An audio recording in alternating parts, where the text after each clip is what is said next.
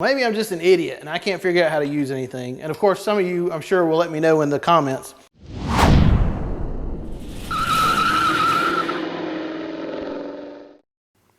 This is another sort of behind the scenes video for the Project Mustang that I'm building for CarCraft magazine.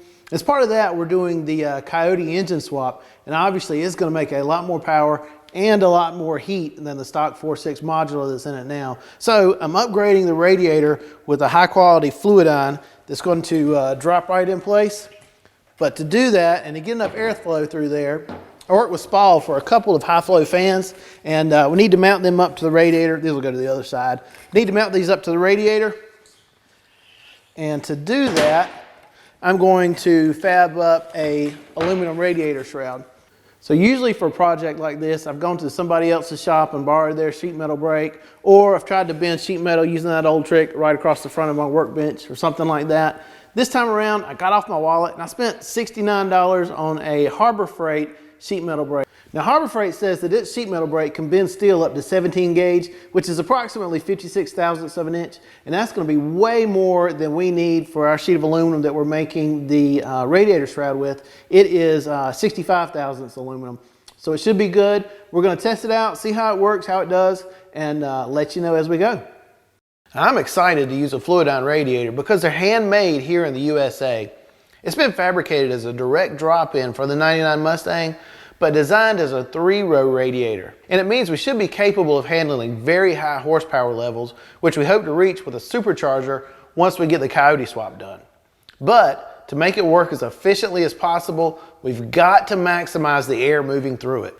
And to do that, we'll be mounting up 2 of Spall's high-flow 12-inch Polar fans. Each of these tiny 12-volt fans can move tons of air, 1,687 CFM to be exact. So we'll be able to way exceed our 3,000 CFM target for optimal cooling. We've just got to get them mounted up. Getting both fans on the radiator will be a bit of a tight fit, so we want to maximize the area of the fabricated radiator shroud. The fluidine radiator will let us go to 17¼ inches by 25½. And by mounting the fans offset, something like this, they will just fit. I didn't want to take a chance and waste any aluminum, so I'll mark up a cardboard template first and make sure that I have a workable design before transferring it to the aluminum. So here it is. Harbor Freight says that you're supposed to bolt the sheet metal brake to a table or a workbench or something like that, but that'd be too permanent. And the whole point of a tiny sheet metal brake like this is you can stow it out of the way when you don't need it. So instead, I'm going to clamp it to the workbench with a couple of C-clamps.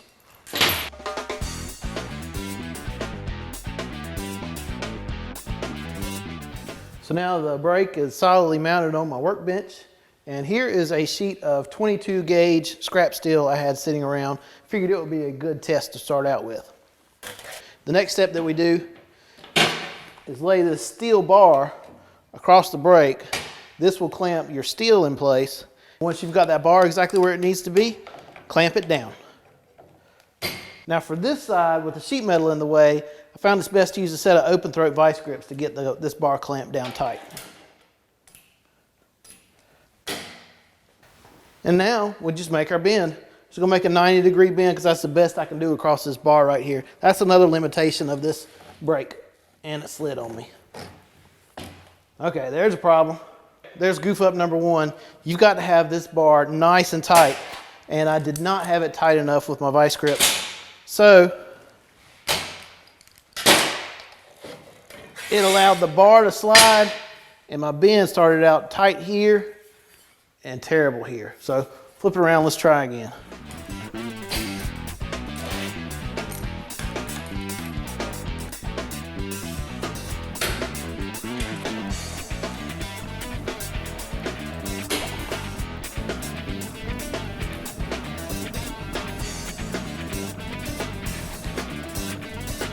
That seems like it works much better. Let's see what we got.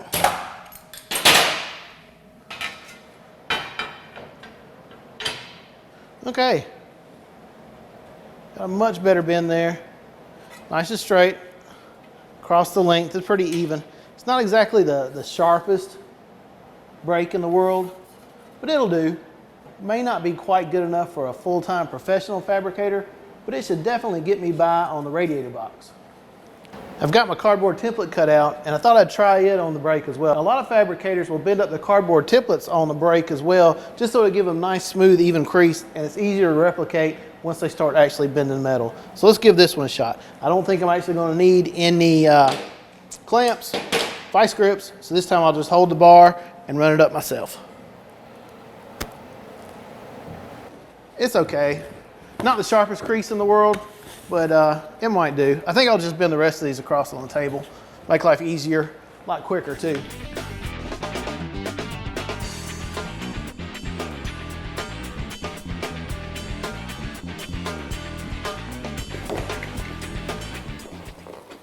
There, that's not too bad. I've got lips here and here that I will secure the shroud to the radiator. It folds over here and here to make a nice, mostly airtight seal. And so now all I need to do is transfer this over to my aluminum sheet. After tracing out the flattened template on my sheet of aluminum, I cut out the majority of it with a pair of pneumatic shears and then a little trim work using tin snips. All right, so this was a little annoying, and I'm going to share with you so you don't have to learn the hard way like I did. I was just trying to start off with a 1/2 inch bend right here. This was actually going to be the flange where the radiator shroud bolts to the radiator, and had a little bit of trouble on my very first bend with the big piece of metal. Harbor Freight doesn't supply any way to clamp the bar to the brake itself, so I started out with a couple simple vice grips like this, and I put them here and here. That had me clamped to the outside edge instead of the inside where the bend was going, and the bar was actually flexing up this way. So I thought, okay, simple fix for that. I got the wide mouth vice grips like this so I could clamp them and go all the way onto the edge like this right here. That helped, but I only had one of the big ones, and I had one small one like this. And it turns out I couldn't get enough leverage to properly clamp this side, so when I tried to bend it, this bar slid back and this bar stayed where it was, and I ended up with this right here. Not good. So I had to make another trip, this time to Lowe's because I'm not spending any more money at Harbor Freight, buy another wide mouth clamp like this, and I'm going to try again. Okay, trying again. This time I pulled the C-clamps off that I was using to hold the brake to the table, put my vice grips there to hold the brake to the table, and I'm trying to use the C-clamps, hoping I can get a little bit more leverage to really tighten this bar down. Now we'll see how it does. Slid again. Okay, so I'll spin it around so I can put a hand on each lever. Maybe getting even pressure on both ends will help. I guess not. Maybe I'm just an idiot and I can't figure out how to use anything. And of course, some of you, I'm sure, will let me know in the comments. But tools should make your life easier, not harder. And this is definitely not doing it.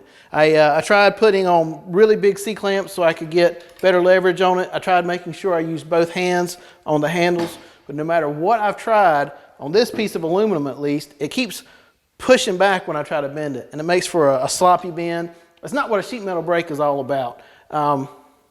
It's just frustrating. So I know what I'm going to do with this bad boy. I've still got the receipt and it's going back. There's better ways to do this. I should not be beating my head against the wall. It works okay if you've got a really narrow piece of metal that you're going to be bending or something really flimsy. But this is about 24 inches wide and this is 063 aluminum. It's not that thick. It shouldn't be an issue.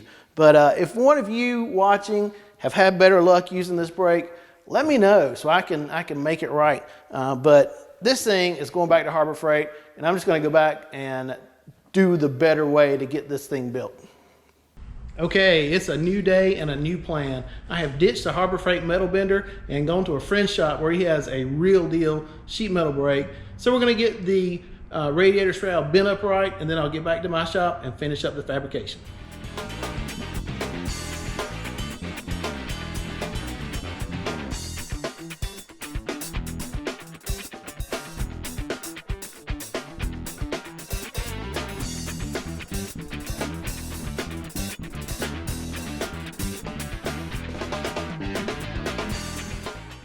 All right, so the homemade radiator shroud turned out all right. It fits up like you'd expect. I did have to trim the edges off a little bit to make room for some welding on the sides, but minimal openings there, and it should work just fine. So now the next step, I'll be able to secure it here and here on these flanges, but I need to cut my holes for the radiator fans. Now, if you remember, these are Spall's 12-inch fans. I'm using 2 of them to maximize the airflow through the radiator, but they are actually 13 inches in diameter on the outside, and that makes an issue for my, let's see, 25.5-inch shroud area. So they don't fit side by side, and we'll have to cock them this way, find the perfect spot, and then we'll mark our areas to cut our holes. So this is the top edge here, and I'll lay them out. I want the plug somewhere near the top, but I also want to be able to mount my bolt holes where I can reach them okay and they're not in the way. So maybe something like that. And that.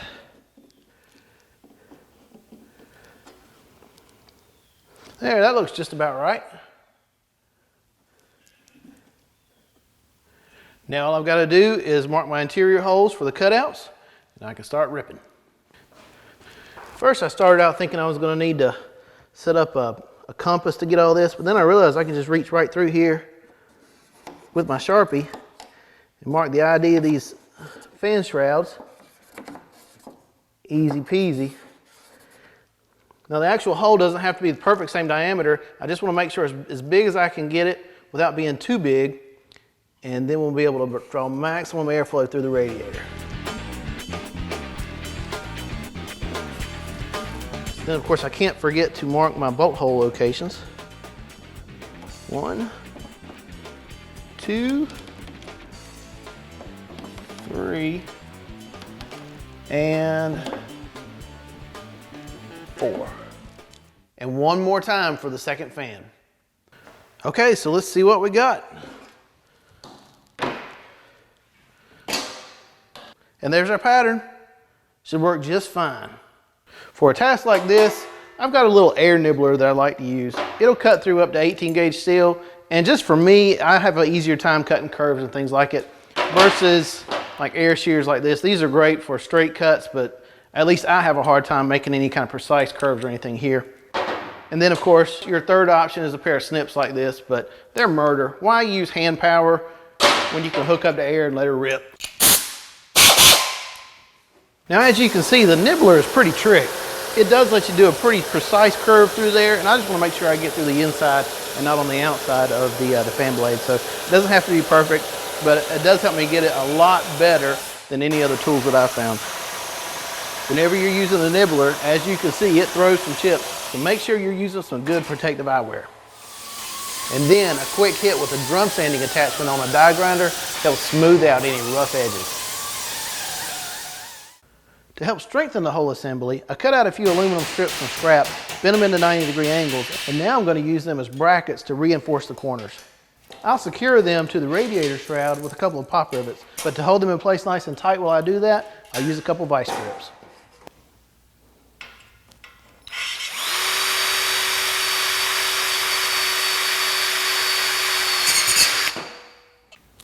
And now a few pop rivets and we're good to go.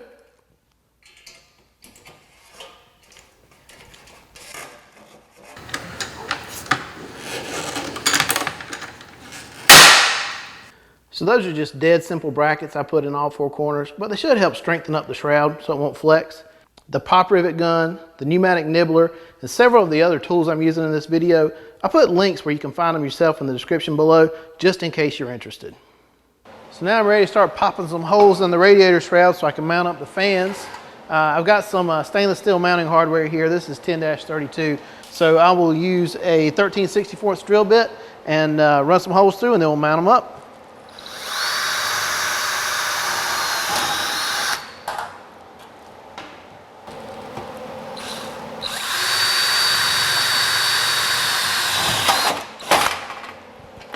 I did get nervous when I put the brackets on that the shroud could have shifted or something. And the last thing I want to do is drill my holes in the wrong place. So I decided to go ahead and do it with the fan in position.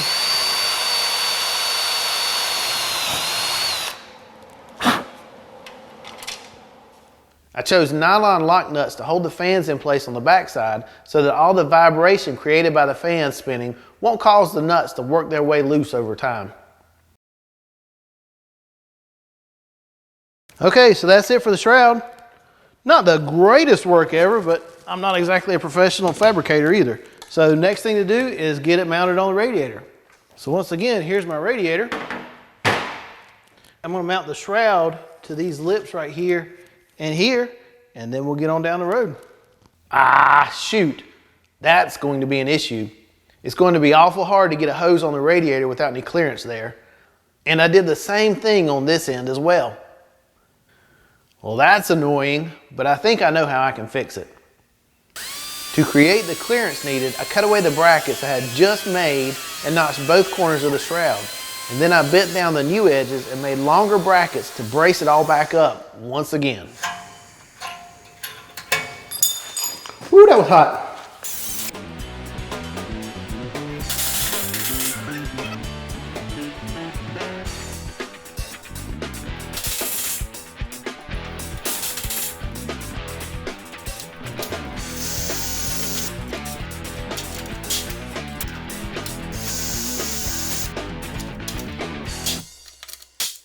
And so here's the final result of my little, we'll call it unexpected modifications. Might be a little bit janky, but it's passable for an amateur fabricator. It will, however, create the room that we need to be able to get the inlet and outlet hoses on the radiator, so that's the most important thing. Plus, the tabs will help seal in the airflow around the radiator. Make sure we get maximum flow through there. Now I'll bolt the fans back on and try it again. The second time's supposed to be lucky, isn't it?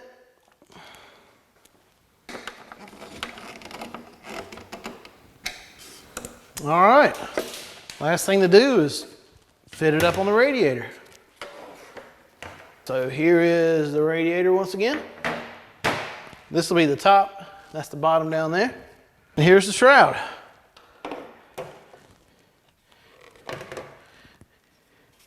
Maybe I did make a little bit too much clearance for the hoses, but they'll be all right. Still gonna be plenty of airflow. I think it's about over 3,000 CFM with the two fans here.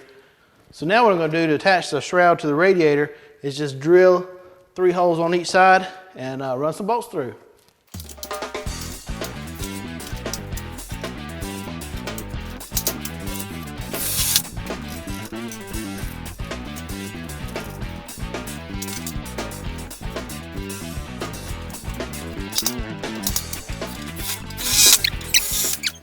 All right, and there we have it.